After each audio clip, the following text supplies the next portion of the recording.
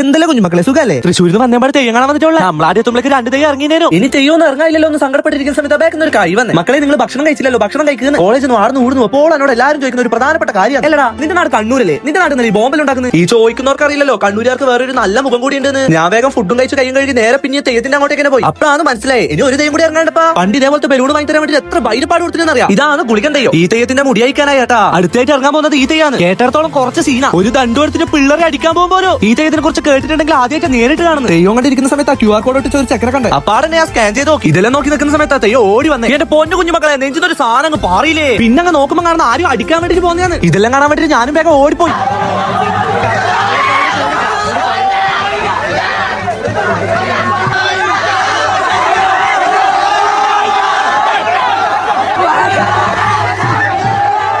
ആ കയ്യിലിരിക്കുന്ന തണ്ടിനെ കൊണ്ടായിട്ടൊന്ന് കിട്ടിയിട്ടുണ്ടെങ്കിലേ സുഖമായിട്ട് പയ്യാമ്പലത്ത് കിടന്ന് ഉറങ്ങാം. അതായത് ചത്തുപോകുന്ന ഈ തെയ്യം കൂടി കഴിയാനായി അപ്പൊ നമ്മളറിഞ്ഞ് മെല്ലനെ ചലിച്ച്. എന്നാ പിന്നെ ഓക്കേടാ ബൈ.